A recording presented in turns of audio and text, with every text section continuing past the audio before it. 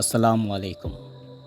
क्या आपने कभी सोचा है कि क्यों कुछ लोग सेलिब्रिटीज़ के गॉसिप्स, उनके स्कैंडल्स, किस सेलिब्रिटी के लाइफ में क्या चल रहा है, ये सब देखने में इंटरेस्ट रखते हैं? क्या ये सिर्फ क्यूरियोसिटी है या फिर इसके पीछे कोई गहरी वजह है? तो आज है मेरे 90 डेज़ चैलेंज का 13वां दिन और आज हम जानेंगे कि आखिर क्यों आप उन सेलिब्रिटीज़ के गॉसिप्स बड़े गौर से देखते हैं जिनसे आप कभी मिले भी नहीं। हज़ारों साल पहले लोग अपने सर्वाइवल के लिए गॉसिप्स के थ्रू इन्फॉर्मेशन इकट्ठा करते थे। कौन दोस्त है, कौन दुश्मन, किस पर ट्रस्ट किया जा सकता है, ये सब उन्हें गॉसिप्स के थ्रू पता चलता था। और वही इंस्टिंक्ट आज भी हमारे अंदर ज़िंदा है। इसलिए आज भी जब कोई आपसे किसी इंसान के बारे में बात करता है तो आपका सबकॉन्शियस माइंड उसके बारे में और जानना चाहता है ताकि आप उस इंसान को और अच्छे से समझ सकें। बट आपको किसी इंसान के बारे में जानना ही क्यों है, ख़ासकर सेलिब्रिटीज़ के बारे में? देखिए, जब हमें भूख लगती है तो हम खाना तलाश करते हैं। ठीक उसी तरह हर इंसान की इमोशनल हंगर भी होती है। हम इंसान हर उस चीज़ को पाने की कोशिश करते हैं जो हमारे इमोशनल हंगर को सेटिस्फाई कर सके। कोई अपनी इमोशनल हंगर को पैसे के थ्रू सेटिस्फाई करना चाहता है तो किसी की इमोशनल हंगर लव होती है, किसी की इमोशनल हंगर क्रिएटिविटी, तो किसी की फेम होती है। और इसी तरह लोगों के अलग अलग इमोशनल नीड होते हैं, जिस नीड को पूरा करने के लिए लोग अलग अलग हॉबीज़ और इंटरेस्ट चुनते हैं। और कुछ लोगों की इमोशनल नीड होती है सेलिब्रिटीज़ के स्कैंडल्स, उनके गॉसिप्स जानना। आखिर क्यों? Reason number 1, jealousy. क्या आपको किसी इन्फ्लुएंसर या सेलिब्रिटी को देखकर खुद के बारे में ये ख्याल आया है कि यार उससे ज़्यादा टैलेंटेड तो मैं हूँ, पता नहीं इसके इतने फॉलोअर्स क्यों हैं?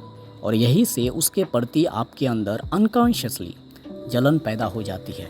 और फिर जब उसी सेलिब्रिटी के साथ कुछ बुरा होता है तो आपको थोड़ा अच्छा फील होता है। और ये आपका अच्छा फील होना, यही आपका एक इमोशनल हंगर का पूरा होना होता है। और यहीं शुरू होता है reason number 2, to feel good. जब किसी इन्फ्लुएंसर या सेलिब्रिटी का ब्रेकअप हो जाता है या वे ड्रग एडिक्ट बन जाते हैं या उनकी लाइफ कोलैप्स होने लगती है तो आप मन ही मन सोचने लगते हैं कि हाँ, हो सकता है कि मेरे पास उसके जैसा फेम और पैसे ना हो, बट एटलीस्ट मेरी लाइफ अभी उससे बेहतर कंडीशन में है।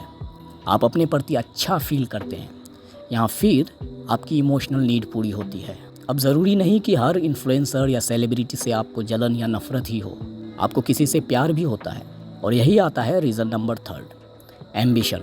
आप अपने फेवरेट सेलिब्रिटी की लाइफ स्टाइल को देखकर उनके जैसा बनना चाहते हैं। आप उनके हर न्यूज़, हर इंटरव्यूज़ को इसलिए देखते हैं ताकि आप उनसे कुछ सीख सके, उनसे मोटिवेट हो सके और मेहनत करके एक दिन उनके जैसा इंसान बन सके।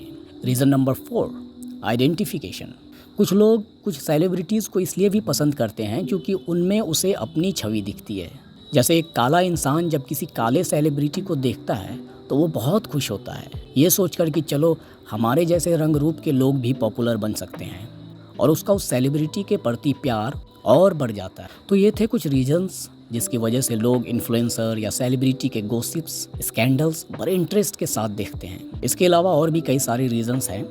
तो अब आपको ये पता करना है कि आप क्यों किसी इन्फ्लुएंसर या सेलिब्रिटीज़ की न्यूज़ इतनी दिलचस्पी के साथ देखते हैं।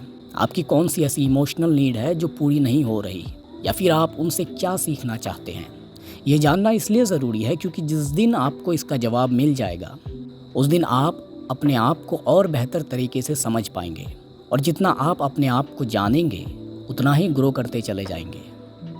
खुदा हाफिज़।